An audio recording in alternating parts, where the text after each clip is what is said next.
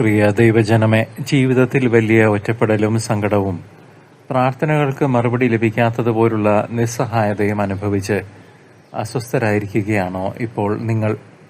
നമ്മുടെ ഈ ആകുലതകളിൽ നിന്ന് പ്രത്യാശയിലേക്കും ദൈവിക സമാധാനത്തിലേക്ക് നയിക്കുന്ന ഇന്നത്തെ പ്രഭാഷകന്റെ പുസ്തകത്തിലെ വചനഭാഗങ്ങൾ ധ്യാനിക്കാൻ അല്പസമയം ദൈവത്തിനായി നമുക്ക് മാറ്റിവെക്കാം.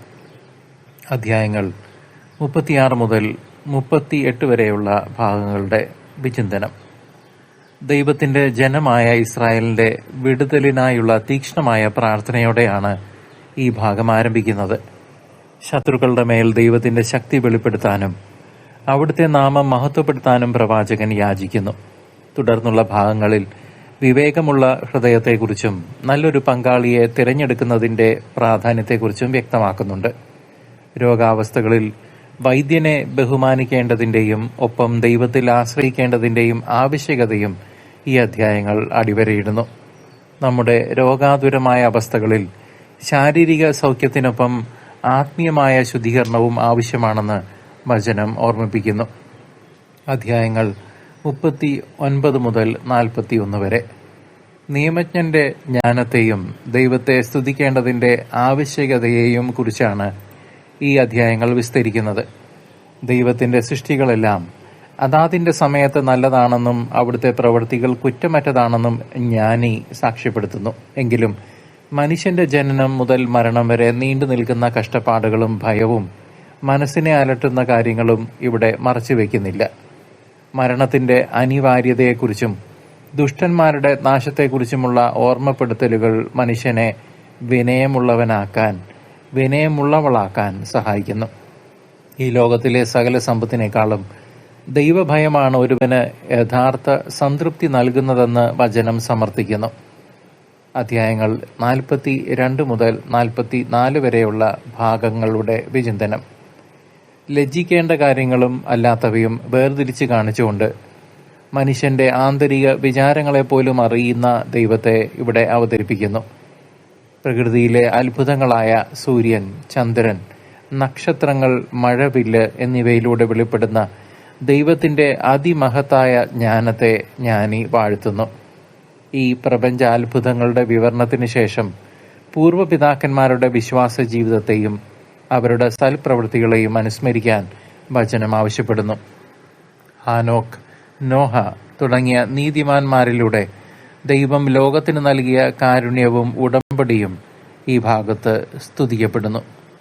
അധ്യായങ്ങൾ 45 മുതൽ 47 വരെ മോശ, അഹറോൻ, ഫിനഹാസ് എന്നിവർക്ക് ദൈവം നൽകിയ പുരോഹിത ശുശ്രൂഷയെയും അവിടുത്തെ ഉടമ്പടിയുടെ പാവനതയെയും ഈ അധ്യായങ്ങൾ പ്രകീർത്തിക്കുന്നു.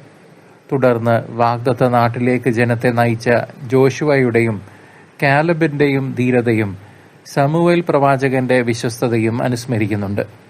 ഇസ്രായേലിന്റെ വലിയ രാജാവായ ദാവീദിന്റെ ആരാധനാക്രമ പരിഷ്കാരങ്ങളെയും സോളമന്റെ ജ്ഞാനത്തെയും പ്രകീർത്തിക്കുന്നതിനൊപ്പം അവരുടെ വീഴ്ചകളെയും വചനം ചൂണ്ടിക്കാണിക്കുന്നു.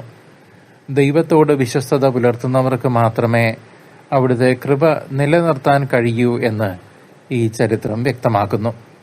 അധ്യായങ്ങൾ 48 മുതൽ 51 വരെ ഏലിയ പ്രവാചകന്റെ തീക്ഷ്ണതയെയും എലീശ പ്രവാചകനിലൂടെ നടന്ന അത്ഭുതങ്ങളെയും അനുസ്മരിച്ചുകൊണ്ട് വചനം മുന്നോട്ടു പോകുന്നു. ജെറുസലേമിനെ ശത്രുക്കളിൽ നിന്ന് സംരക്ഷിച്ച ഹെസക്കിയ രാജാവിന്റെയും ഏശയ്യ പ്രവാചകന്റെയും കൂട്ടായ്മയും ജോഷിയ രാജാവിന്റെ ഭക്തിയും ഇവിടെ വിവരിക്കുന്നുണ്ട്. സഭാപ്രസംഗകനായ ശിരക്കിന്റെ മകൻ യേസു പുരോഹിതനായ ശിമിയോനെ പ്രകീർത്തിച്ചുകൊണ്ട് തന്റെ പുസ്തകം ഉപസംഹരിക്കുകയും ദൈവത്തിന് കൃതജ്ഞത അർപ്പിക്കുകയും ചെയ്യുന്നു. അവസാന അധ്യായത്തിൽ ജ്ഞാനത്തിനു വേണ്ടിയുള്ള തീക്ഷ്ണമായ പ്രാർത്ഥനയും ദൈവത്തിൽ നിന്ന് ലഭിച്ച ജ്ഞാനത്തിന് നന്ദി പ്രകാശിപ്പിക്കുന്ന കീർത്തനവുമാണ് നാം വായിച്ചു കാണുന്നത്.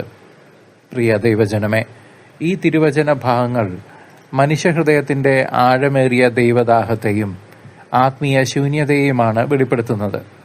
ഈ ലോകത്തിലെ നശ്വരമായ സന്തോഷങ്ങളും വിനോദങ്ങളും നമ്മുടെ ആത്മാവിന് താൽക്കാലിക തൃപ്തി മാത്രമേ നൽകുകയുള്ളൂ.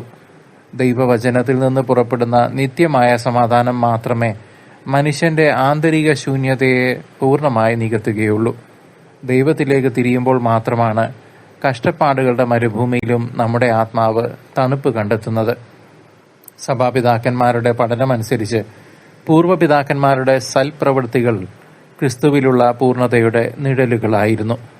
പ്രഭാഷകന്റെ പുസ്തകത്തിലെ കഠിനമായ കഷ്ടപ്പാടുകളെയും ദൈവകോപത്തെയും കുറിച്ചുള്ള വചനങ്ങളെ ആദ്യകാല സഭ ക്രിസ്തുവിന്റെ കുരിശുമരണത്തിന്റെ വെളിച്ചത്തിലാണ് വ്യാഖ്യാനിച്ചത്.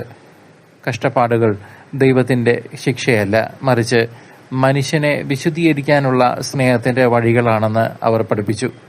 വചനത്തിന്റെ ആഴങ്ങളിലേക്ക് ഇറങ്ങിച്ചെല്ലാൻ പിതാക്കന്മാരുടെ ഈ ദർശനങ്ങൾ നമ്മെ തീർച്ചയായും സഹായിക്കും. പ്രഭാഷകന്റെ പുസ്തകത്തിൽ വിവരിക്കുന്ന ശുദ്ധീകരണ പ്രക്രിയകളും ബലികളും വിശുദ്ധ കുമ്പസാരം എന്ന കൂദാശയിലേക്കാണ് വിരൽ ചൂണ്ടുന്നത്.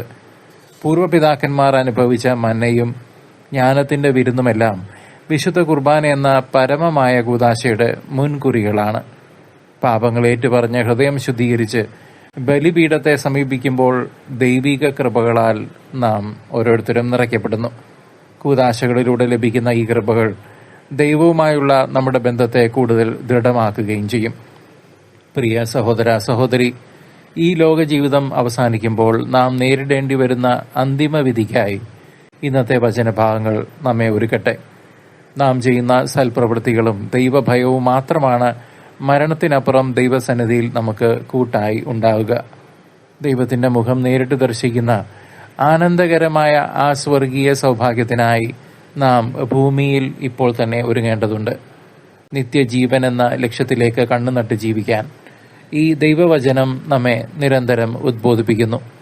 നിങ്ങളുടെ ജീവിതത്തിന്റെ ഭാഗമായി ഈ വചനങ്ങൾ മാറുന്നതിനായി കത്തോലിക്ക സഭയുടെ POC ബൈബിൾ പതിപ്പെടുത്ത് പ്രഭാഷകന്റെ പുസ്തകം 36 മുതൽ 51 വരെയുള്ള അധ്യായങ്ങൾ ഭക്തിപൂർവ്വം വായിക്കാൻ ഏവരെയും സ്നേഹത്തോടെ ഞാൻ പ്രോത്സാഹിപ്പിക്കുന്നു. പിതാവിന്റെയും പുത്രന്റെയും പരിശുദ്ധാത്മാവിന്റെയും നാമത്തിൽ നിങ്ങൾക്കേവർക്കും ദൈവത്തിന്റെ അനുഗ്രഹമുണ്ടാകട്ടെ, ഇപ്പോഴും എപ്പോഴും എന്നേക്കും. ആമേൻ. നാളെ വീണ്ടും നമുക്ക് ഒരുമിച്ച് കൂടാം. ദൈവ തിരുമനസ്സിന്റെ നാമത്തിൽ തന്നെ. അതുവരെ പ്രാർത്ഥിക്കാം, സ്നേഹിക്കാം, ഈശോയെ പങ്കുവയ്ക്കാം.